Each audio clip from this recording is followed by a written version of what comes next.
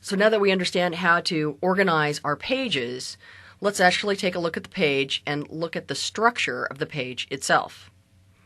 So I'm going to go ahead and click this button again to have it fold back up into my Files panel. Now that it's over here, let's open up just our DW environment.html. Once I open this up, let's just go into split view if it's not already, so that you can take a look at the page itself and the elements over on the left-hand side. So if we're taking a look at the structure itself, we notice that the very first thing that we see is a doc type. My doc type is very important. It makes sure that the browser is seeing the page correctly and producing what I have on my page correctly, as far as CSS, etc. Basically, that's what my XHTML is a part of, is making sure that it understands the CSS. Next, we'll take a look at line 2. Line 2 is the beginning tag for my HTML.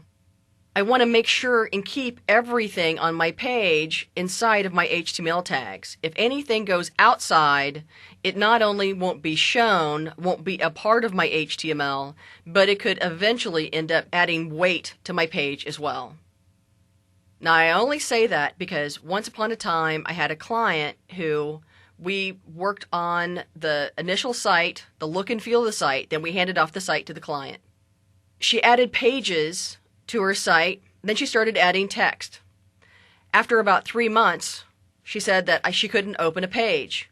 Next thing we know, we look at the page, it's 3 megs, and all of the text she had was underneath the end of her HTML tag, and she wasn't paying attention where she was adding text at all.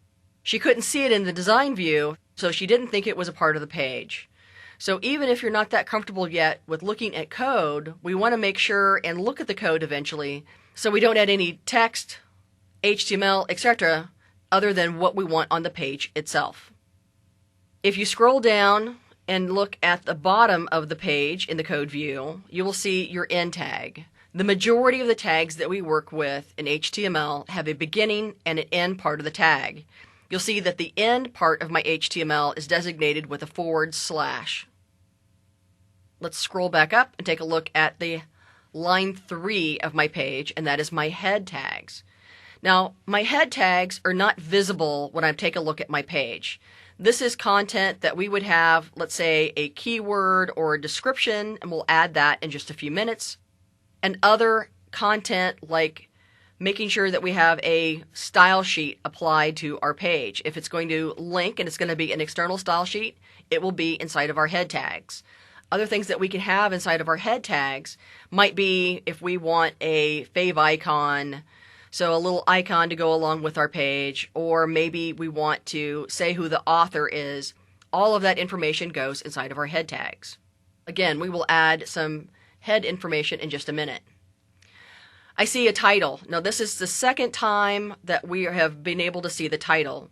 I see it in the upper part of my window, title, untitled document. I see it here as well.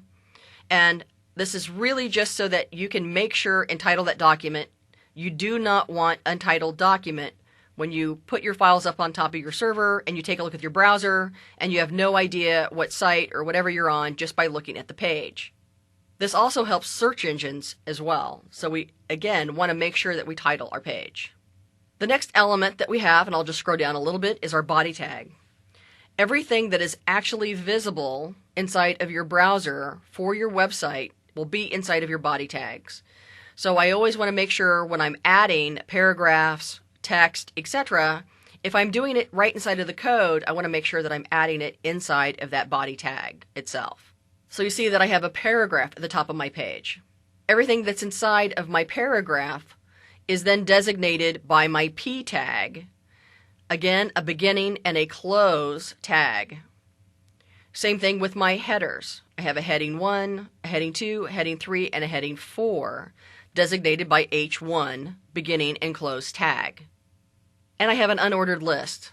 So my unordered list is designated by a UL, and then the actual list items on the page as well. We'll be making those when we take a look at text.